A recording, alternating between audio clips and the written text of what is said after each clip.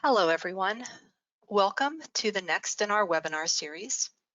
My name is Diana Sinton. I am the Executive Director of UCGIS, the University Consortium for Geographic Information Science, and we're glad you could join us today. We'll be starting the webinar itself in just another minute or two, as many people are logging in right now. You're probably at this point familiar with the fact that you are in a GoToWebinar on a GoToWebinar platform versus the perhaps more common Zoom platform that you might have been using more than usual lately. Because GoToWebinar requires a one-time plug-in the first time that people join, there might be a slight delay, and I can see that people are still coming in right now. So we'll start the formal part of the presentation in just another minute or so. Just a few little housekeeping tips. Your microphones will remain off for the duration of the formal part of the session. If you have some audio issues in terms of being able to hear the presenters, if you can hear me, you're probably going to be able to hear them okay, because we've been testing their audio and it's working just fine. But you will be able to see some options to confirm that you are having the correct channel for whatever system you happen to be using right now to be able to listen for your speakers. Check out those audio options. Some people find their solutions best, their problems find the best solution by just leaving the session and then joining it back in. As I said, your microphones are going to remain muted. If you have a question, the presenters do have designed this in a way so that there is time at the end for questions and answers. The best thing to do is to type your question out into the question space that you have on your platform, in the little question window. We will either ask those directly or paraphrase those at different ways at the end of the formal presentation, and make sure that you can get your question answered.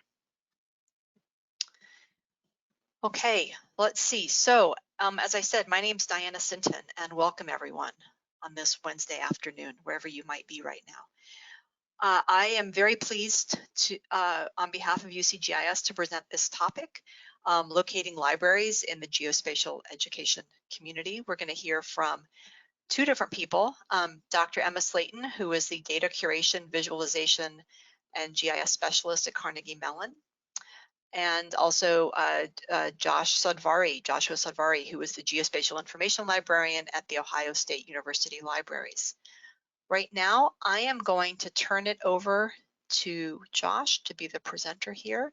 And Josh, don't forget, you'll have to, yep, I can see you've just unmuted yourself. Okay, Josh, you are now the presenter.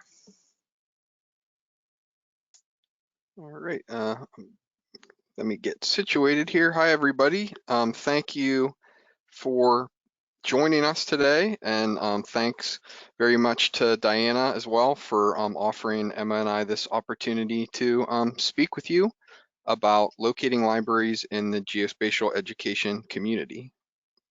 As Diana just said, we are Josh and Emma, and we're going to be talking a little bit about the roles that academic libraries and librarians are playing on their respective campuses when it comes to geospatial education.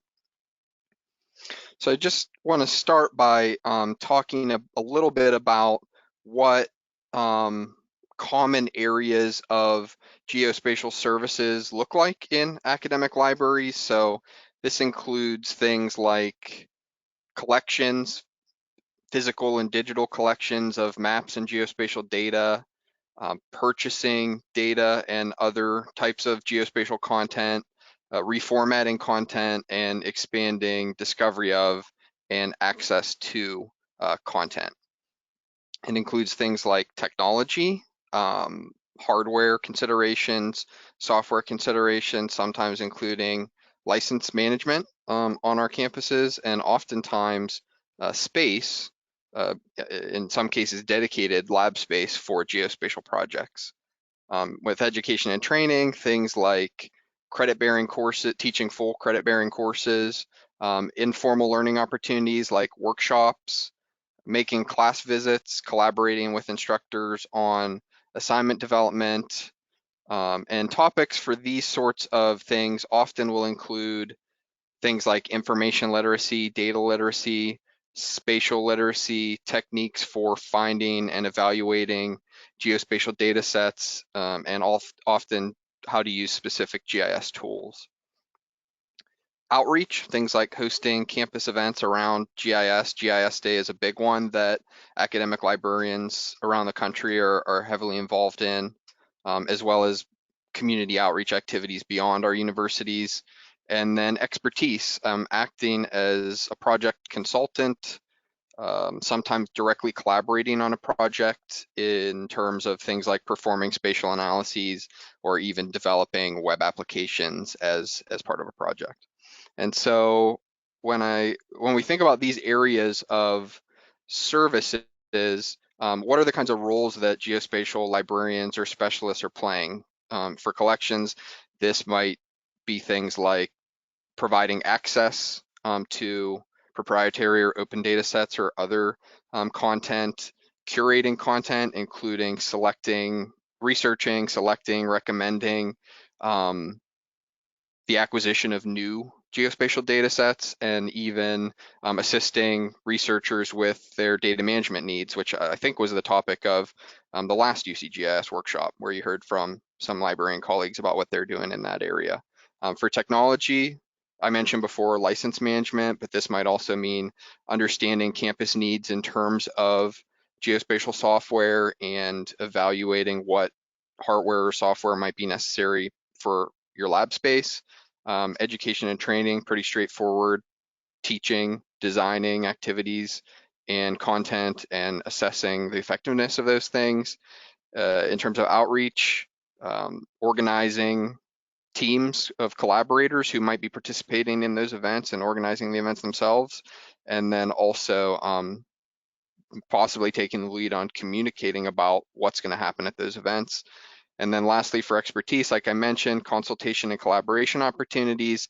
And also, I just want to mention scholarship here. The idea that many academic librarians are conducting research ourselves in our own fields or subfields in both librarianship and the geospatial professions. And so something that underlies a lot of this work and a lot of the work that is happening in academic libraries more generally is a focus on literacy.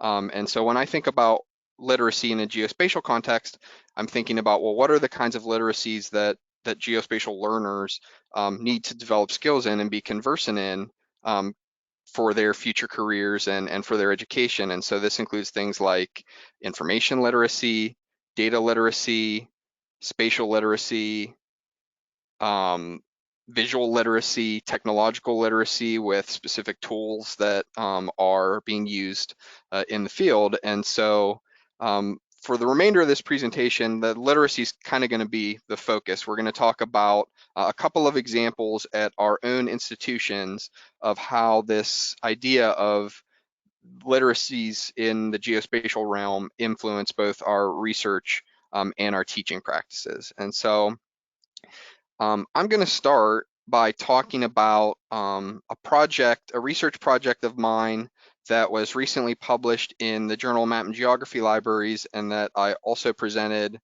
at the virtual AAG meeting earlier this month, which focuses on mapping conceptual alignments between two guiding documents in the professions of librarianship and in GIS&T, the Association of College and Research Libraries Framework for Information Literacy for Higher Education, and the Geographic Information Science and Technology Body of Knowledge. So at Ohio State, a major part of my role is teaching workshops on a variety of topics, geospatial topics and tools, engaging in consultations related to research and class projects, visiting classes to give guest presentations or facilitate activities. And so I wanted to better understand how I could, in that role, integrate information literacy concepts more purposefully into my own teaching. So that was a main inspiration for this project. And the goals of the project were, one, to illustrate the natural connections between information literacy and geographic information science and technology, and then also to inform conversations and practices around integrating information literacy concepts into the geospatial education activities that are being offered through academic libraries, both independently by librarians and also as they collaborate with disciplinary faculty at their institutions. So for those who may be less familiar with it, I want to just start by talking a little bit about what the ACRL framework is. It was officially adopted in 2016, and it provides a guiding document to aid librarians in addressing core information literacy concepts in their instruction, including things like designing or redesigning learning objectives, instruction sessions, specific assignments, full courses, and even curricula in ways that best fit their institutional context. And this slide shows how information literacy is defined under the framework, emphasizing how learners developing their information literate abilities have various roles and responsibilities as consumers of information, creators of information, and collaborative participants in a broader information ecosystem. The framework is organized into the 6 frames listed on this slide, each of which is anchored by a concept central to information literacy. So these are: authority is constructed and contextual, information creation as a process, information has value, research is inquiry, scholarship is conversation, and searching as strategic exploration. And each of these frames consists of a set of knowledge practices and dispositions. And so as defined in the framework, knowledge practices are demonstrations of ways in which learners can increase their understanding of these information literacy concepts, and dispositions describe ways in which to address the effective attitudinal or valuing dimension of learning. As for the GIS&T body of knowledge, the first edition of the Geographic Information Science and Technology Body of Knowledge, or the BOK, was published in 2006 and conceived of as the first iteration of a work that would be updated as the domain of GIS&T continued to evolve. The authors of the BOK saw it as a guiding document to help bridge the gap between GIS&T higher education community and GIS&T practitioners and professionals outside of academia. And it was also envisioned as a resource for curriculum planning, curriculum revision, program evaluation, program assessment, things that academic librarians often play some role in at their institutions. And so in 2016, a primary goal of the BOK to be updated to represent the continued evolution of the GIS&T domain began to be realized as the University Consortium for Geographic Information Science published an online version, sometimes called the BOK 2.0. And the online version is updated quarterly with the addition of new topics, revisions to existing topics, expanded content, including new and updated learning objectives. And as quarterly updates are published, archival versions of the topics are curated with a permanent URL. The GIS&T body of knowledge is organized hierarchically into knowledge areas that contain a number of individual topics, and each of these topics includes specific learning objectives. At the time I carried out this project, the most recent archival version available was for the second quarter of 2019. The 2019 quarter 2 version contained a total of 290 topics and 1,556 learning objectives, organized into the 10 knowledge areas that are shown on this slide. And for this project, only the learning objectives associated with each topic were included in the qualitative analysis that I'm going to describe. The number of learning objectives per topic ranged from 1 to 15, and there was a median of 5. So what did I do? I imported the web page for each 2019 Q2 topic into a program called NVivo for qualitative analysis.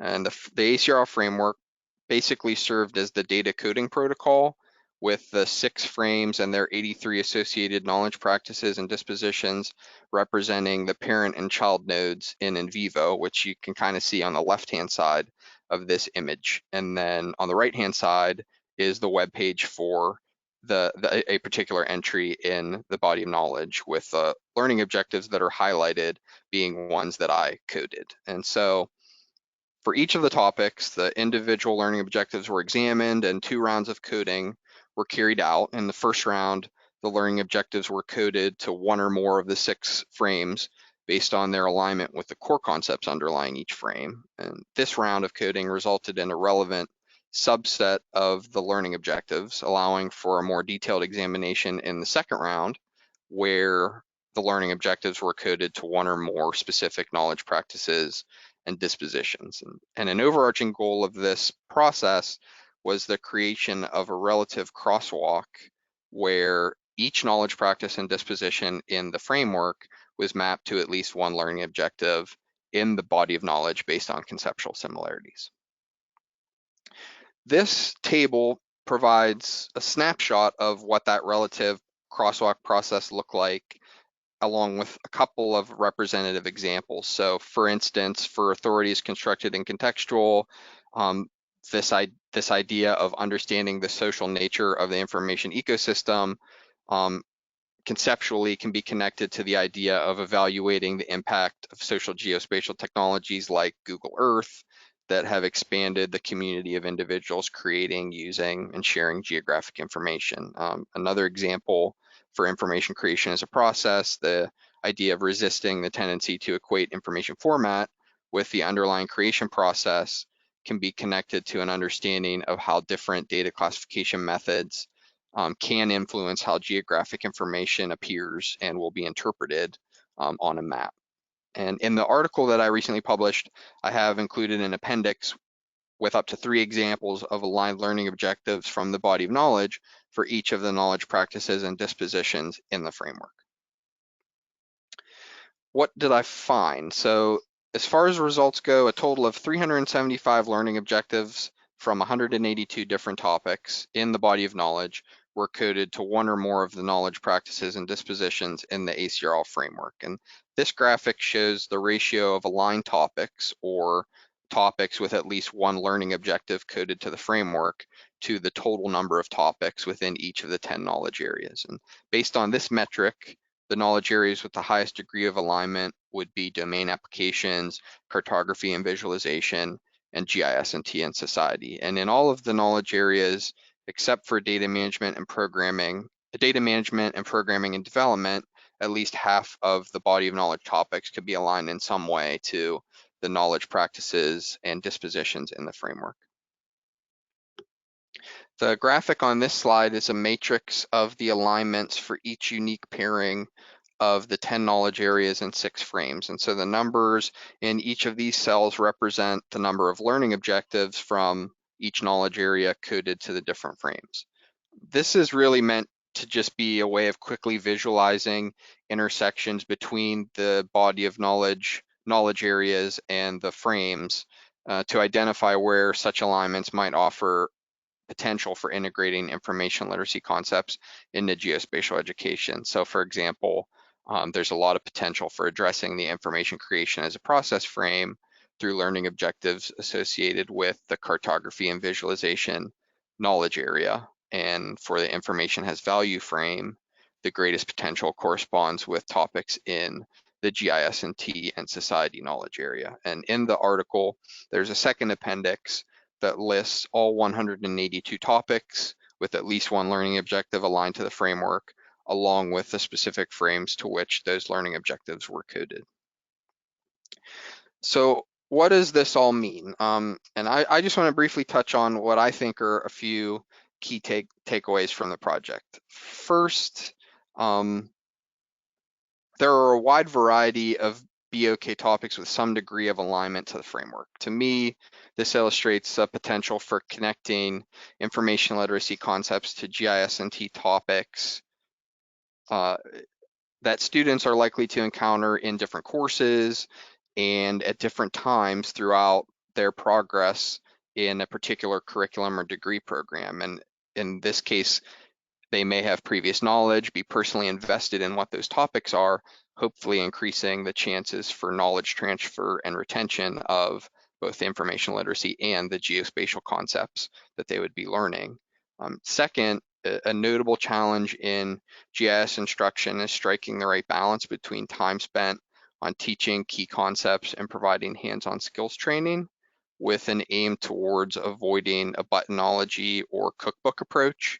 And the many connections between information literacy concepts and GIS&T learning objectives illustrated through this project will hopefully provide instructors, myself included, with support for building learning opportunities that pair relevant information literacy concepts with the acquisition and application of GIS&T skills. As for some specific opportunities for curricular engagement, I'll just quickly talk about three.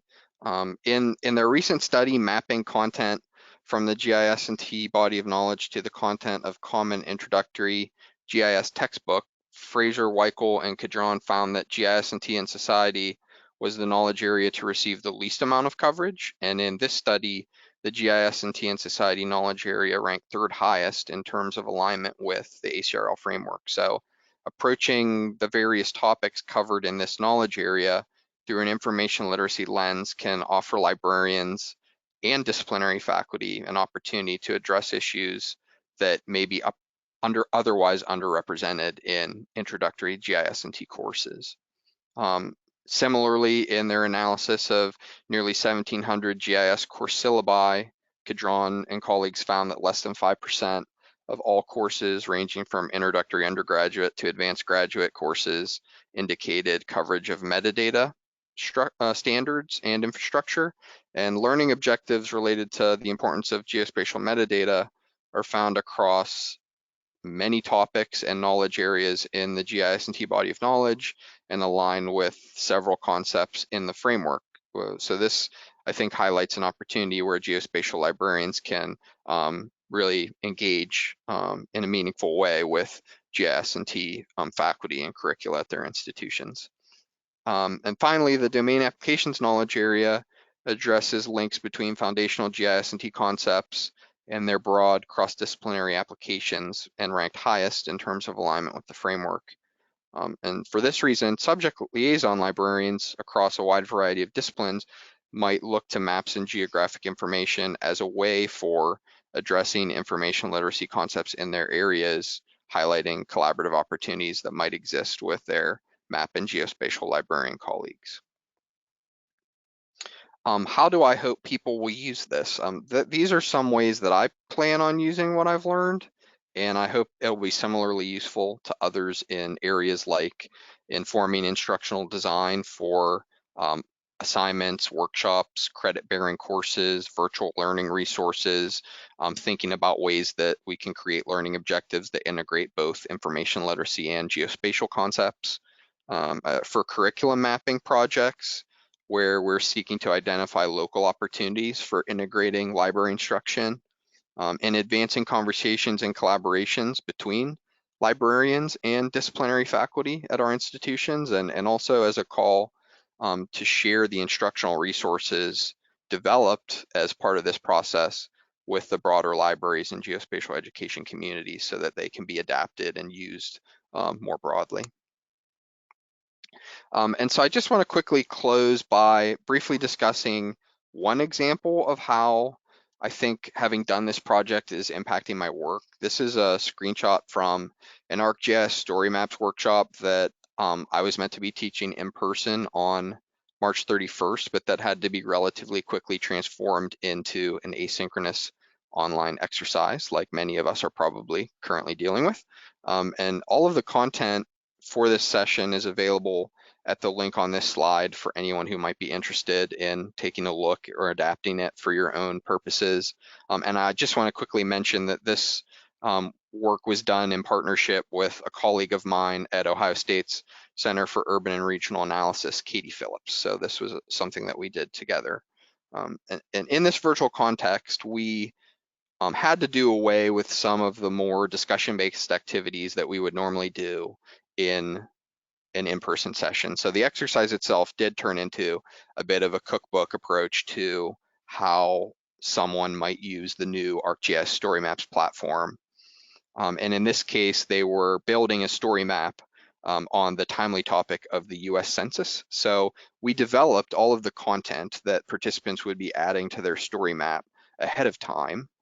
And we did so in a way that would allow us to touch on, either explicitly or implicitly, a number of concepts that were found in the ACRL framework and the GIS&T body of knowledge. So some examples of this include concepts addressed more explicitly are things like copyright and Creative Commons licensing when choosing the images to include, the value of metadata discussed in a very simplistic way in the context of the item details fields in ArcGIS Online, identifying appropriate data sources in linking out to public and commercial sources of census data, and then other concepts were addressed in more subtle ways, things like data privacy, where we reference Census Bureau privacy policies, data quality and uncertainty, pointing out some Census 2020 undercount risks, particularly new ones associated with COVID-19 happening right now, and also considerations for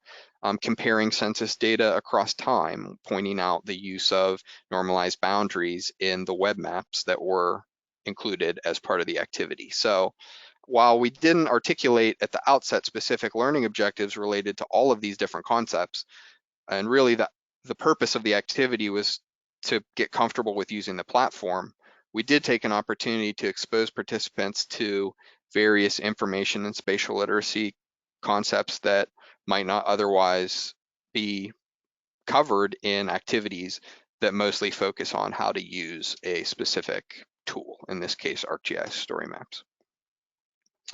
So thanks for listening, and I just want to quickly thank Diana Sinton in particular for granting permission to capture and store the complete web pages of the BOK 2.0 to allow for the qualitative analysis I did, and just thank her again for the opportunity to present about this.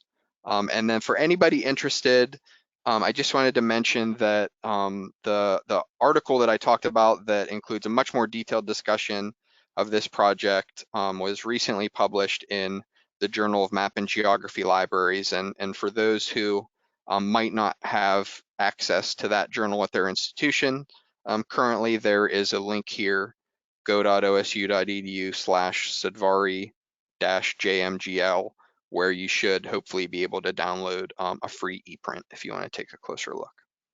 And so with that, I'm gonna turn it over to Emma for the second part of the presentation, and I'll look forward to any questions at the end.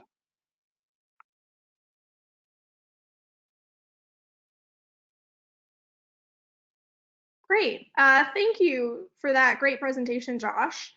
I was really glad to hear more of an update than we received at the AAG session, I believe 2 weeks ago.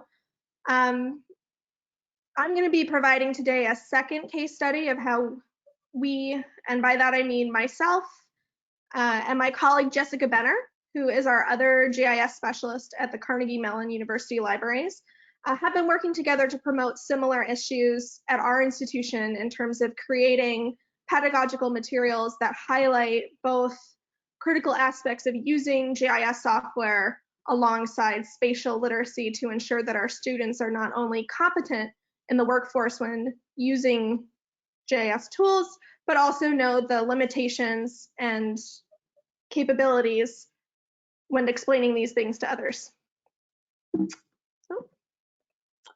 So part of the aspect when we started developing this project at Carnegie Mellon was really learning about past approaches in teaching spatial literacy and geography education and in libraries. I think Josh did a great job of kind of summarizing that, so I will go on to the next topic, which really is talking about library central focus within our university institutions. So we end up serving not only parts of our community at different times, but really working on an interdisciplinary approach to serve multiple students at once. And that brings with it a lot of challenges, not only in terms of what people are expecting from us. So are they expecting a click or cookbook-based workshop? Are they looking more for critical applications to their own research within specific subdisciplines? At Carnegie Mellon, we're in an interesting position in that we don't have a geography department. So we end up actually having a lot of students from the history, English, social sciences, public policy, statistics, who are coming to us with detailed questions from their subject areas that relate very clearly to what we recognize as core spatial literacy components, but without the language to fully describe that, because the professors who teach them in those departments do not have that background in geography education. So we're really finding that we can act as a strong center to bring these people together to start these discussions and help them uncover the stories within their spatial data sets. And we really have centered on using narrative as a teaching tool in this area, because we recognize that when people are coming to us for this GIS training, it's not solely for the purpose of being able to simply use the tool, but really to communicate their research results and to do proper analysis as a way to convey a story to an audience. So we've found that focusing on that as a way to suck in and get underneath the wire spatial literacy goals has been quite effective. So one of the ways that we've geared towards using this narrative thematic approach is through our thematic workshop series that we've been running for the past year.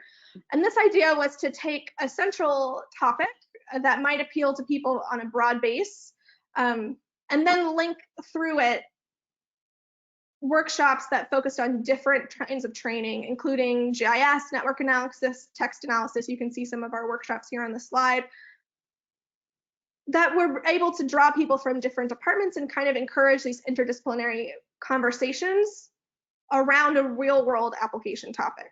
It was great about picking gerrymandering is it has an inherent spatial component, but it's also very important for the upcoming conversation with the census. So we were able to drive a lot of individual interest from students and faculty members from most of our departments. Other great ways that we were able to engage the community was actually bringing in people from local action committees, such as Draw the Lines Pennsylvania, which has developed its own software as a political action group for engaging lay people in building their own gerrymandered map of Pennsylvania. And they do a lot of great work with student competitions to really engage with this kind of access.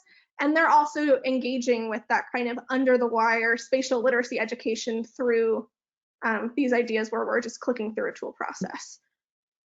I was also able to work with some people from our drama department to develop a workshop based on improvisational activities that were purposed for educating people in gerrymandering and some spatial literacy components. Unfortunately, that workshop was supposed to happen on March 3rd when our university was no longer open to having people stand less than 6 feet apart from one another, which would have made that very difficult. So hopefully we'll be having that event later in the fall. The other purpose of this workshop was really to highlight the skills of our librarians in-house. So we used workshops from our data management expert, from our liaisons as well. So there are people who are specifically geared towards working with different departments, including Sarah Young, who is our liaison to public policy, and Ryan Splenda, who is our liaison to business, our business school. So we were able to, again, focus on this interdisciplinary approach as we looked at these spatial components in practice for different tools around a central topic that would showcase how to build narratives using these technologies. This also coalesced into the spatial storytelling series that we ran at CMU from 2018 to 2019, where again, we were trying to bring together the idea of narrative as a building block for teaching GIS software and spatial literacy skills. So in our kickoff event, we explained that by bringing together professionals from different disciplines and from the community and having them share their stories of how they communicate research to others and what GIS methods were involved in that process. We were able to inspire students and faculty from multiple departments to engage with the series as a whole. And in this kickoff event, we had experts from our English department, public policy departments, and we had also someone from our computer science division, as well as a local community group which stages theater productions in interesting locations to able to come and talk to our students. From that, we led into several workshops, the first of which was about finding stories within data sets, so looking through the beginning of the research project and helping to answer the question, can I use this data set for spatial modeling?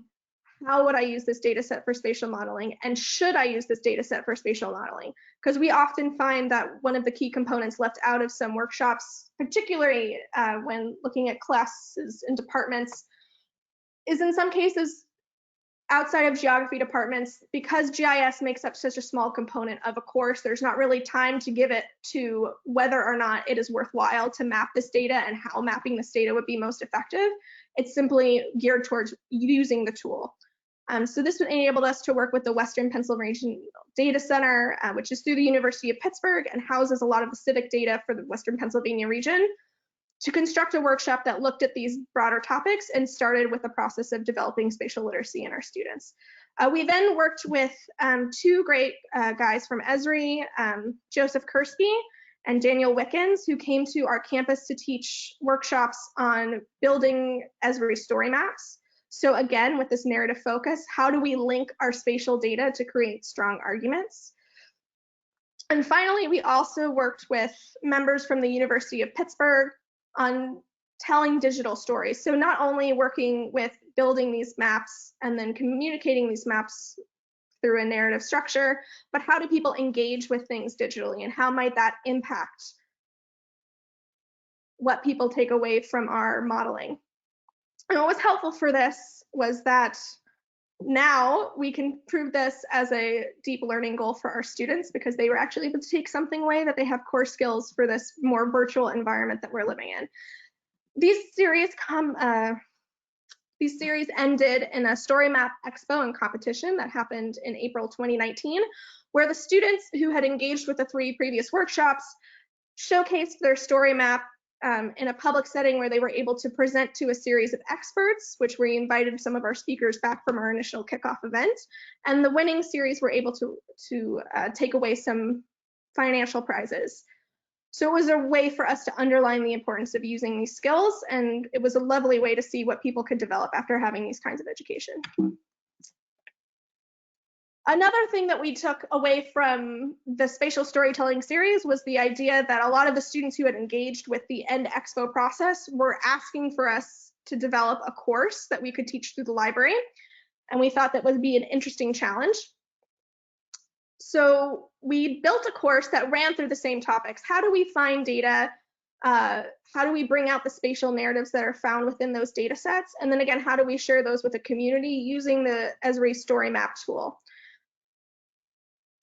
And the real learning goal for us was how to teach these spatial literacy components. So how do we teach students who have never really looked at a geography concept, again, because we have no geography department, and understand the critical underpinnings that go into making a successful map, and how our own internal biases and ethical constraints need to be considered before we create the final project, alongside the practical skills of more of the cookbook button clicking approach that Josh mentioned in his presentation.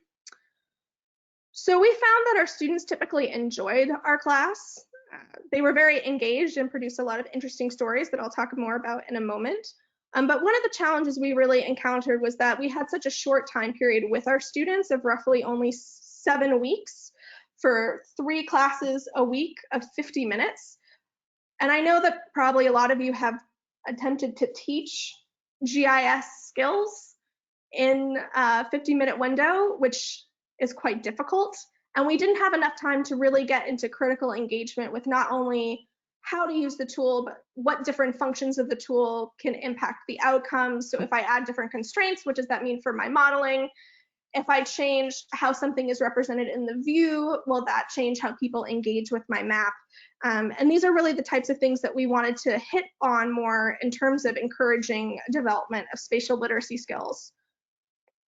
We also had to meet with our students' expectations for how we were marketing the course. So we did find that many students wanted more of just a simple how-to function, but we're not going to settle for that. So we're thinking about how to reinvigorate our course to meet more with teaching the process of using GIS tools, particularly the Esri Online Toolkit, or QGIS, but incorporating more of the spatial literacy in a way that ties directly to those tools. So here are some of our student projects. We have first at the front, a really interesting tale of how genetic material is being used to solve crimes around the United States when that genetic material is drawn from for-profit companies that look at ancestry, such as Ancestry.com or 3andMe. I'm sure some of you have come across news articles that deal with this topic as well. But our student was able to get into some of the ethical considerations of using this types of data, what mapping that type of data might mean in this context, and how to look at different regions creating laws around this topic as well. Another really great one, as you can see on the bottom right corner, which was looking at the distribution of electronic waste globally. So who are our main producers? Where are these electronic wastes ending up? And how might we be able to better take care of our planet by reducing the amount of waste that we produce? So these were some really effective stories. The reason I wanted to talk about them more in detail here briefly is this is what our students were really excited to engage with at the end. They were happy that not only did they have a product and that they could engage with a story of their own choosing and become inspired, but also that they were taking away some key critical skills about how to make these for other projects. And because it was a topic they were passionate about, they did end up spending more time on these projects than I feel they would have otherwise with the generated topic from us. In addition to all of the work that we've been doing in our own courses and series through the libraries, we've also been able to support courses within our traditional departments, including bringing GIS and spatial literacy discussions into the art of mapping, where we really looked at what makes a map, what is the history of maps, and how might artists use maps within their representation to really further a narrative goal. And we also looked at more traditional map making skills in our history department through working with the DH scholars there. And then also as well, just some other introduction to GIS courses through our public policy, English, and information science departments. So where do we go from here, right? Because we've talked a little bit about an overview of all the programs that we've done at Carnegie Mellon. A lot of which you can see is me just repeating how much we're very interested in using the type of spatial literacy goals that Josh outlined in his presentation. But there's still much more work that we can do, not only from a case study perspective at individual institutions, but how we can link our general work to the broader national and international trends and really develop conversations about how to move forward in terms of what exactly are the key spatial literacy aspects that we feel students need to know, and how are we at different institutions able to teach these using different methodologies. So currently, we're really looking at trying to reach out to other academic librarians to see how they are implementing pedagogy within their institutions. Are they able to do workshops? Are they working with more full credit courses like we are at Carnegie Mellon? Does this differ whether they have a geography department or not? Does this differ depending on the size of the institution itself? We're also looking at gathering geospatial librarians who are willing to be in a partnership with us to engage more with these discussions actively, not only, as Joss mentioned, to start to share materials, which can be quite difficult to access. So especially if you're a new geospatial librarian who's setting up shop at a university, which is what my colleague Jessica Benner and I had to do 2 years ago, and go through the struggle of creating your own materials, it could be really helpful for us to have a broader repository to draw from when creating those for our institutions. Which brings me to a quick discussion of a project that we have been working on called the Role of Libraries in Geography and GIS Education.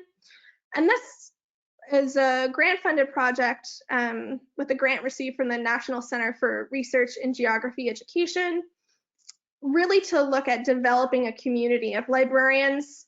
So far, we've been able to engage with not only members from our local region of the Mid-Atlantic region, but with people from across the United States and Canada and Europe.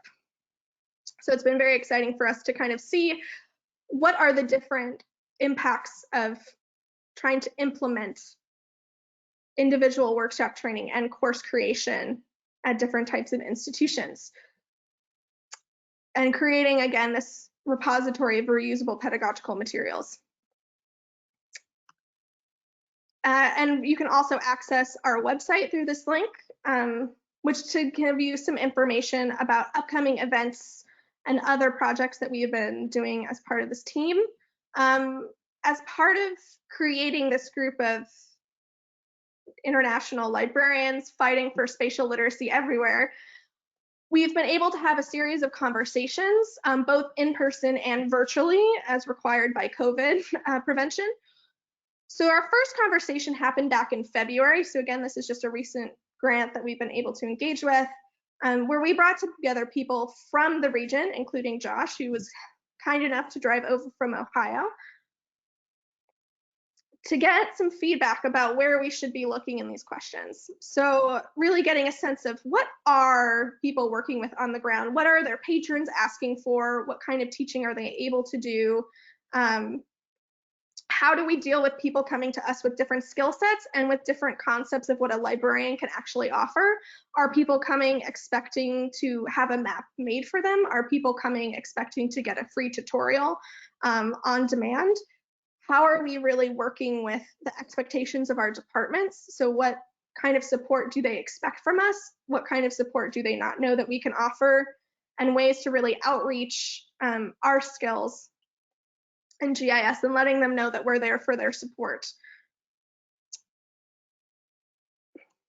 From that, we were able to identify 4 key areas that were of interest to our members, which include what kind of research are you doing and related to informal spatial education? If someone is doing a project that involves spatial component, what kinds of services are they asking for? Also, people were interested in discussing what people were teaching and why. So really hitting at some of these core questions of what are the spatial literacy components that we're all recognizing are need to know for our students after they graduate and for our researchers when they're conducting analysis on spatial topics. And finally, one thing that we've really also discovered as we've been working on developing this community is that not everyone has a clear idea of where we can go in this space. So there are many librarians who, while they are teaching GIS and spatial functions, don't really know where they can go for development, don't know who to contact, or what institutions to reach out to, what conferences to attend.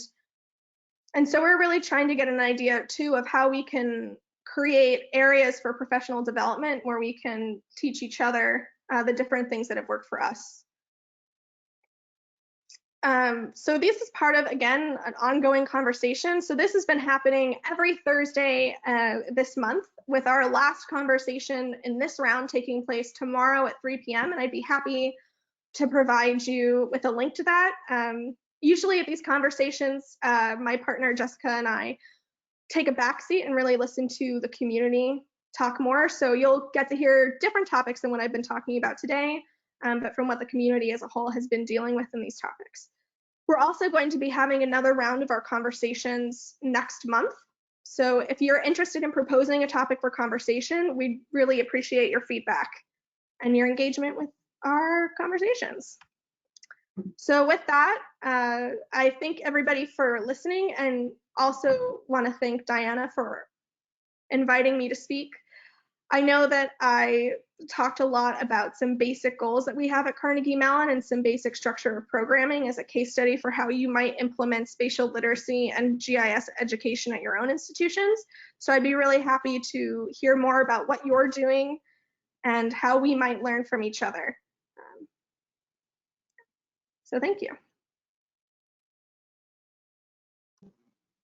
Thanks, Emma, and thanks, Josh, very much for that presentation.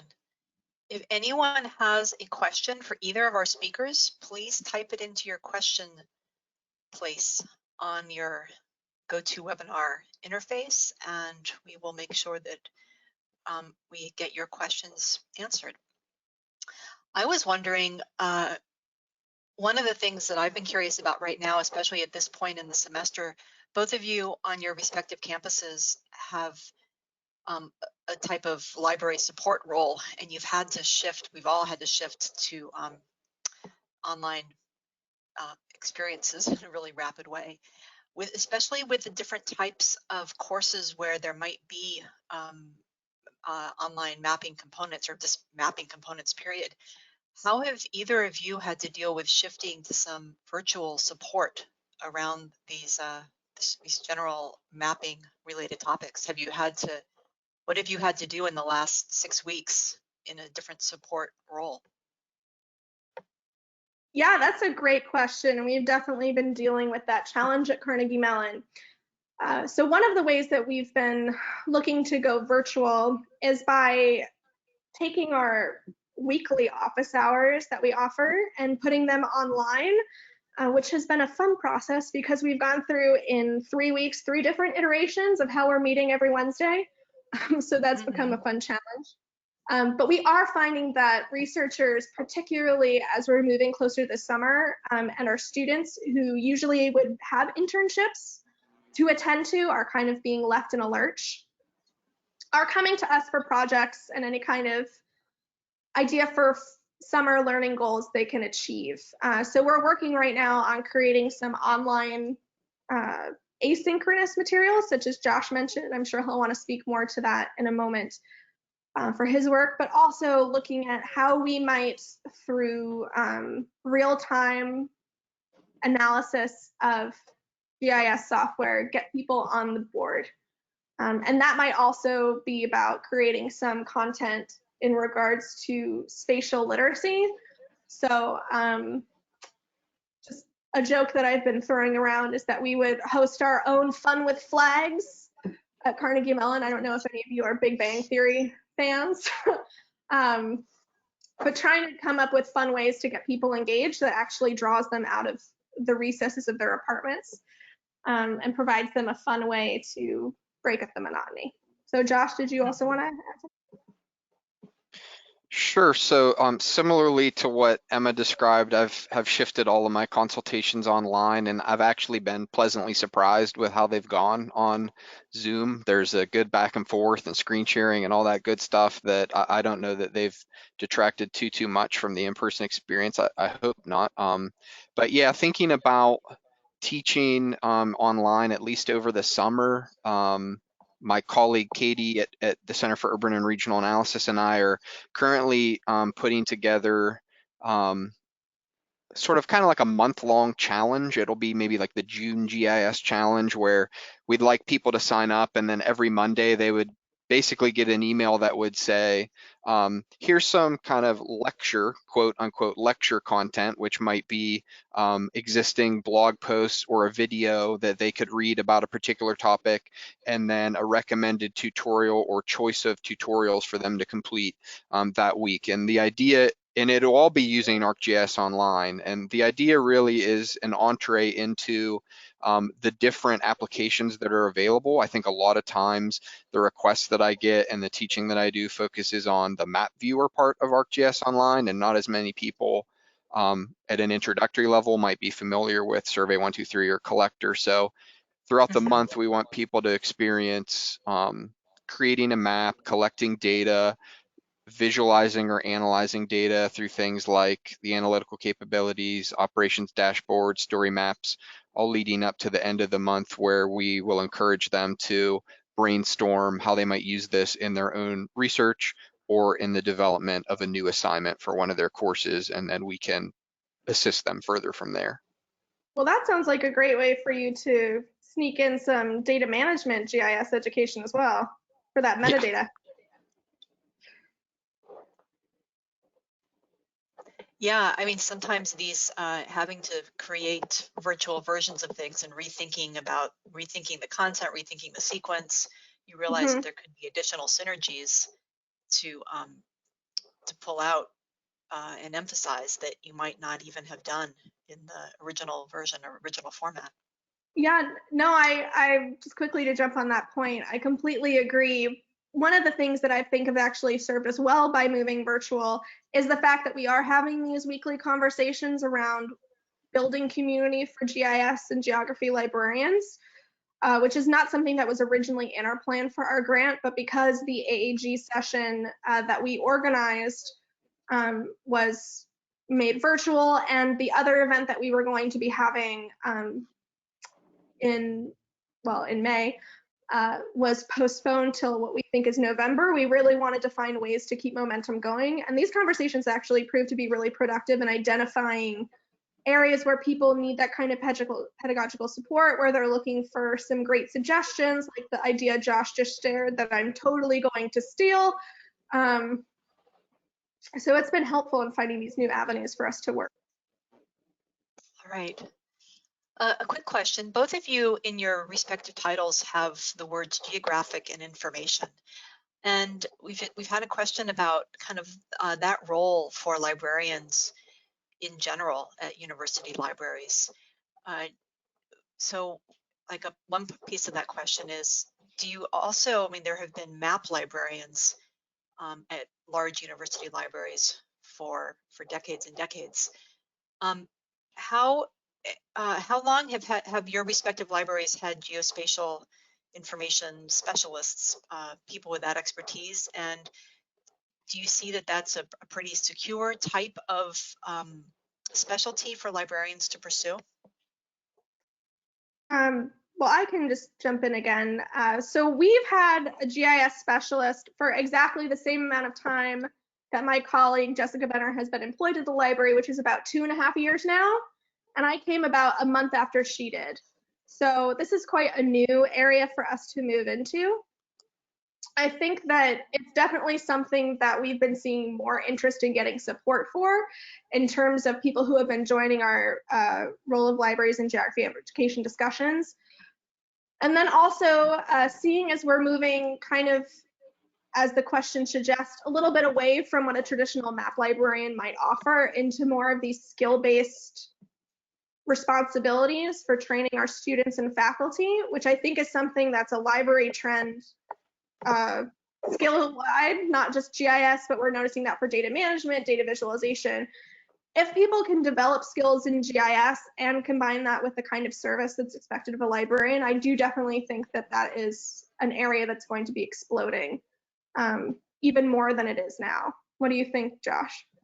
Yeah, I agree. So, and I'm sort of in a similar boat. I started in June of 2014 at Ohio State, and that was the first really GIS-oriented position.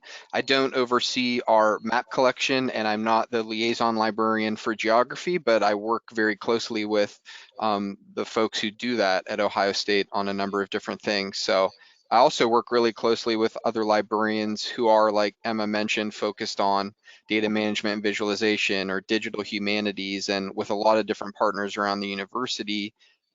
And given, I think, the fast pace at which geospatial topics and technologies and information sources continue and likely will continue to evolve, I only see the demand for these kinds of things increasing at our institutions, and I hope that more current library and information science students will think of this as an avenue that they can further their careers.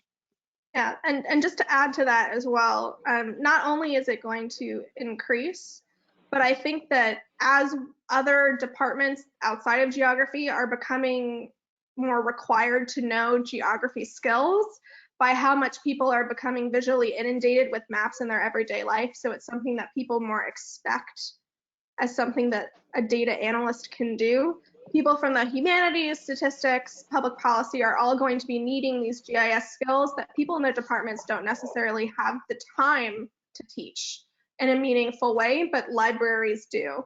So I see us becoming more of a center in that respect as well. Oh, and in terms of my title, I got to write my own title, so my PhD is in using GIS. I was going to put that in there no matter what. So. Excellent. Okay, one last quick question. There's definitely been some interest, Emma, in the sessions that you described. There's going to be one on Thursday, you said. Could you just maybe go back to the slide quickly that might give information, maybe the URL for where someone could find out about that? There you go. So Great. that's the URL, library.cmu.edu, GIS, ROLGGE. Yeah, so we're calling it ROLGGE, which really rolls off the tongue, doesn't it? But I don't know how good of a job I did in describing it, but it really is worthwhile, I think, to attend, because we have been having a lot of off-the-wall conversations, from anything to discussing pedagogy needs to talking about the virtual turn that we're taking in this post-COVID environment, to how do we deal with purchasing resources depending on the size of your institution and your budget. So it's been a really worthwhile set of conversations. Excellent. Okay, thank you both very much for your time, for pulling together this presentation.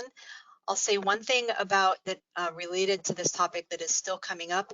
UCGIS's 2020 symposium has had to be shifted to a virtual one. We were all going to be in Hawaii together in a few weeks, but really, unfortunately, we're not going to be in Hawaii. One of the sessions that we have shifted from the previous format to our now virtual format is one that talks about the role of libraries in universities. Dr. David Cowan is going to be the presenter for that. I have not yet put up online the full schedule of all of the different sessions that are going to be taking place as part of our virtual symposium 2020. That will be up very soon, but all of the sessions are going to be taking place during the first week of June. And whether you could attend it live or watch a recording later, all of the recordings for the sessions will be available on our website. So shout out for that. So thanks again to Emma and Josh. Thank you to all of you who were with us today and signing up, asking your questions. The link, this session was recorded, and the link for this will go out to everybody no later than tomorrow as well. So much appreciated, and everyone enjoy the rest of your day and stay safe. Bye-bye.